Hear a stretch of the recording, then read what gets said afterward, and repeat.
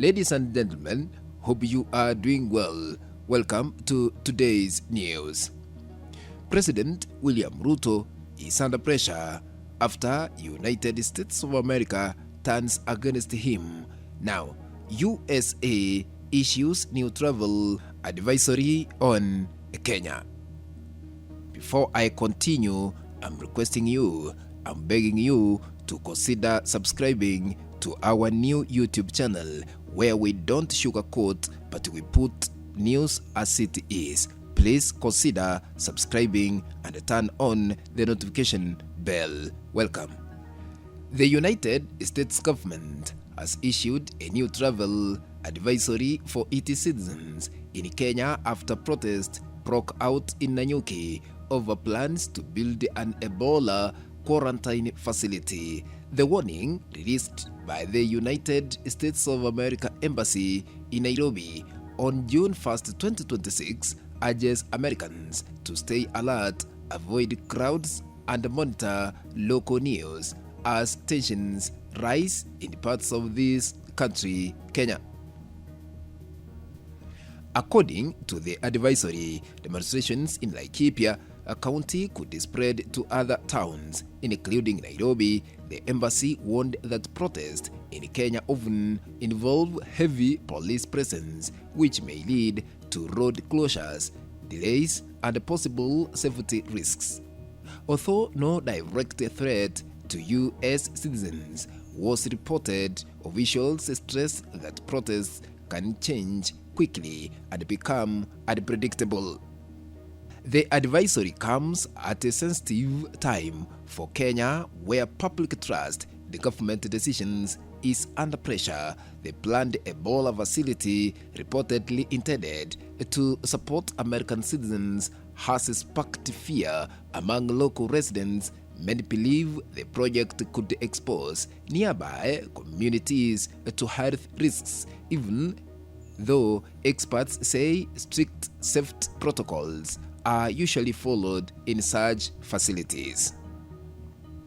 The protests in Nanyuki began a day before the advisory was issued. Hundreds of residents took to the streets, chanting slogans and demanding that the government stop the project. Demonstrations expressed concern about the location of the proposed facility, which is near the Laikipia airbase.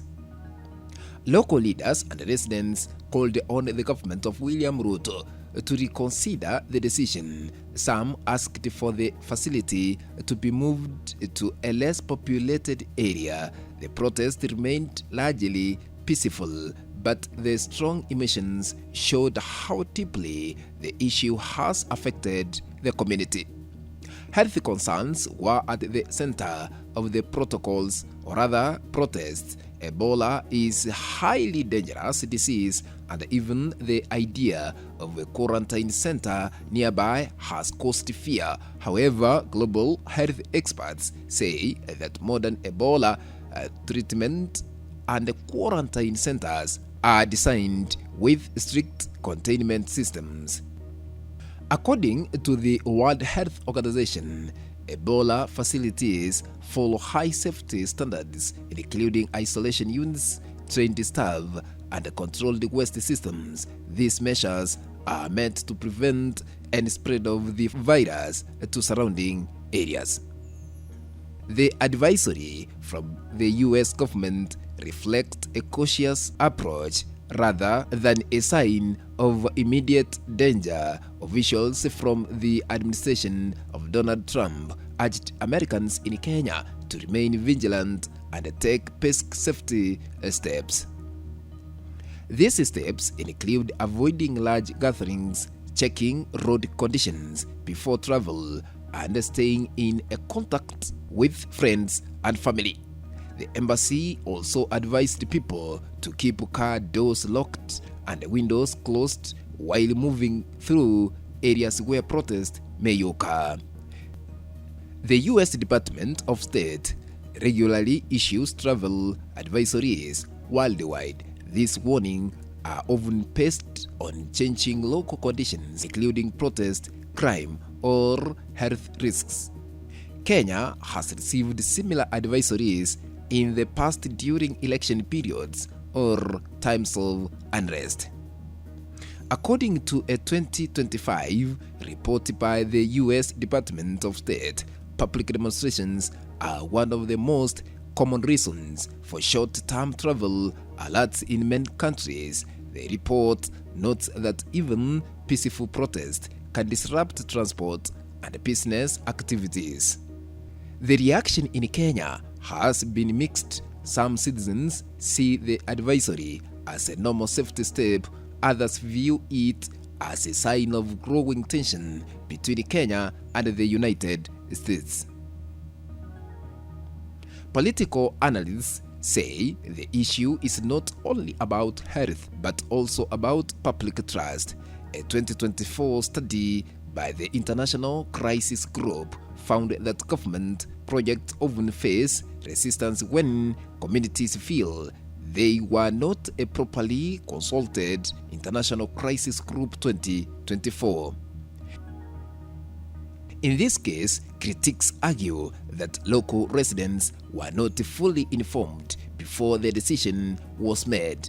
This lack of communication may have increased fear and anger.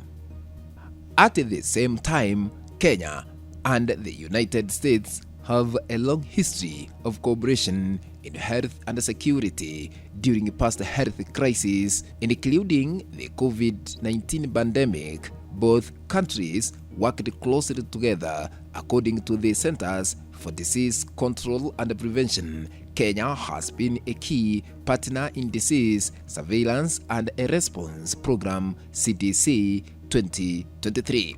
The travel advisory highlights a larger issue about how global health efforts affect local communities. While government may act with safety and cooperation in mind, public reaction can shape the success or failure of such projects.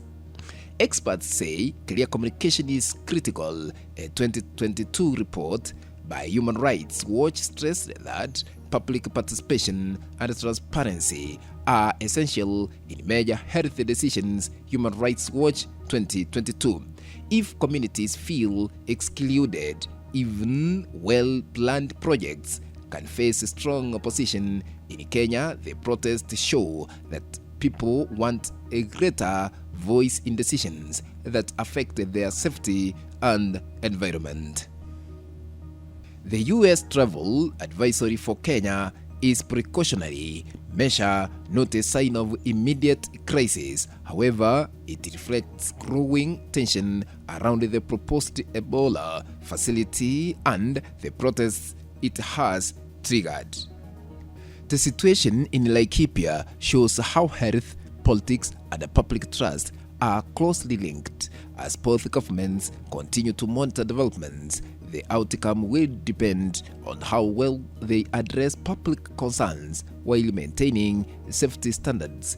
In the coming days, the focus will remain on whether protests spread and how authorities respond. But for now, the advisory serves as a reminder that even local issues can have international attention and impact. That is all we had for you, but I'm requesting you, I'm begging you, if you are watching us for the first time, please, maybe you have been watching but you have not subscribed to our YouTube channel. I'm requesting you, I'm begging you to consider subscribing by smashing the subscribe button that is down here. Once you are done, remember to turn on the notification bell so that the moment we upload any new video clip, you will be notified that this channel has uploaded a new video clip to watch. Remember to share our content always to other WhatsApp groups and even on Facebook. That is the only way we can continue building this channel of ours. Wana Kenya, media, and be blessed. Thank you.